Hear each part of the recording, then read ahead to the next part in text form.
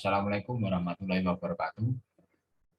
Perkenalkan, saya Arvanada Dias Pratama dari K3 Seminar SDM.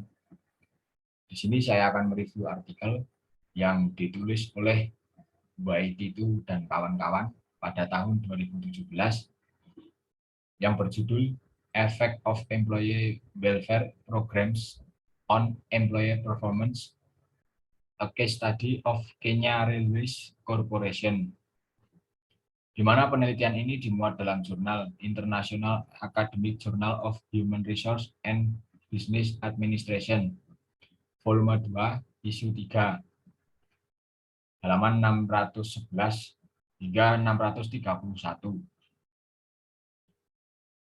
Latar belakang penelitian ini, yang pertama, organisasi harus memberikan berbagai manfaat untuk memastikan kesejahteraan karyawan diurus. Bahkan di era ini hampir tidak mungkin untuk mengoperasikan organisasi tanpa menawarkan serangkaian manfaat dasar untuk kesejahteraan karyawan.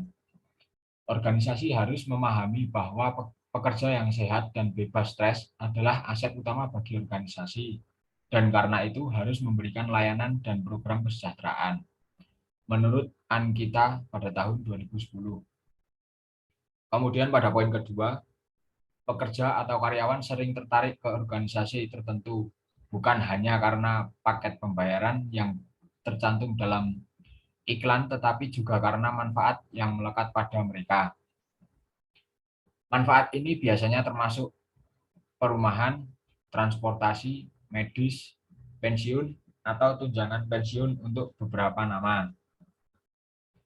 Kemudian pada poin ketiga, Nyakwara, Siudu, dan Gongera pada tahun 2014 mengevaluasi fasilitas kesejahteraan karyawan sebagai strategi intervensi kerusuhan industri terhadap kinerja organisasi di Mumias Company, Kenya. Temuan dari penelitian ini menunjukkan bahwa bentuk utama kerusuhan industri yang dialami oleh MSC adalah pemogokan, dan penyebab utama dari ini adalah ketidakfleksibelan syarat dan ketentuan kerja. Kemudian rumusan masalah penelitian ini, yang pertama, untuk menilai pengaruh kesehatan kerja terhadap kinerja karyawan. Yang kedua, untuk menyelidiki pengaruh rencana suksesi pada kinerja karyawan di Kenya Railways Corporation. Yang ketiga, untuk membangun pengaruh pelatihan dan pengembangan pada kinerja karyawan di Kenya Railways Corporation. Yang keempat, untuk menentukan pengaruh skema rujukan karyawan terhadap kinerja karyawan di Kenya Railways Corporation.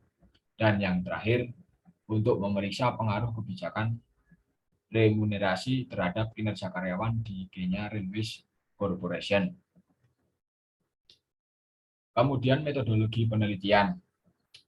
Desain penelitian ini menggunakan survei deskriptif, di mana survei deskriptif untuk mendapatkan informasi yang menggambarkan fenomena yang ada dengan bertanya kepada individu tentang persepsi, sikap, dan nilai-nilai mereka, menurut Mugenda dan Mugenda pada tahun 2003. Kemudian populasi dalam penelitian ini berjumlah 1.720 karyawan. Dan sampel yang diambil dalam penelitian ini berjumlah 10% dari keseluruhan populasi yang berjumlah 172 responden. Kemudian pembahasan. Yang pertama, uji korelasi bivariate. Nilai analisis korelasi linear bivariate disajikan sebagai berikut. Kesehatan kerja X1 dengan nilai 0,118. Pelatihan dan pengembangan X2 dengan nilai 0,158. Kemudian skema rujukan karyawan X3 dengan nilai 0,482. Dan yang selanjutnya kebijakan remunerasi X4 sama dengan 0,723. Dan rencana suksesi X5 dengan nilai 0,015. Bisa diartikan bahwa seluruh variabel prediktor memiliki hubungan positif dan berkorelasi. Kemudian untuk uji F atau simultan, menemukan bahwa nilai F5,114 sama dengan 38,801. nilai P lebih kecil dari 0,001. Oleh karena itu, ini menyiratkan bahwa kelima variabel prediktor baik dalam menjelaskan variasi kinerja karyawan. Kemudian untuk koefisien determinasi. Koefisien penentuan yang diukur dengan R² atau R kuadrat sebesar 63%, menunjukkan bahwa semua 5 variabel prediktor menjelaskan 63% dari total variasi. Ini berarti bahwa istilah kesalahan gangguan stokastik mencakup 37%. Kemudian pada uji regresi linear berganda, pada variabel X1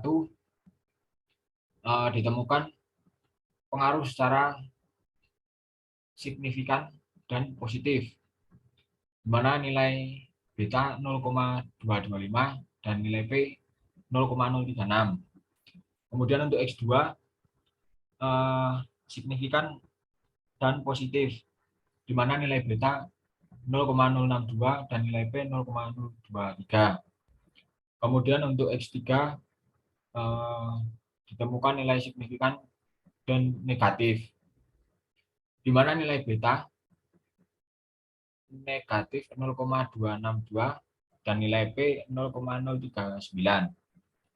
Dan yang selanjutnya X4 ditemukan nilai signifikan dan positif, di mana nilai beta 0,594 dan nilai P 0,000. Dan yang terakhir X5 ditemukan nilai signifikan dan negatif, di mana nilai beta negatif 0,120 dan nilai P 0,001. Kemudian kesimpulannya dari penelitian ini menyimpulkan bahwa 5 variabel program kesejahteraan berdampak pada kinerja karyawan. Dari model regresi, penelitian ini menetapkan bahwa kebijakan remunerasi telah sangat mempengaruhi kinerja karyawan di Kenya Railways Corporation. Hal ini diikuti oleh kesehatan kerja yang memiliki pengaruh positif yang lemah terhadap kinerja karyawan di Kenya Railways Corporation. Pelatihan dan pengembangan menunjukkan pengaruh positif yang lemah pada kinerja karyawan di Kenya Railways Corporation. Di sisi lain, skema rujukan karyawan menunjukkan pengaruh negatif yang lemah pada kinerja karyawan pada Kenya Railways Corporation. Sementara rencana suksesi mencatat pengaruh yang positif, tidak lemah, dan negatif pada kinerja karyawan di Kenya Railways Corporation. Sekian review artikel yang dapat saya sampaikan. Kurang lebihnya mohon maaf. Terima kasih. Wassalamualaikum warahmatullahi wabarakatuh.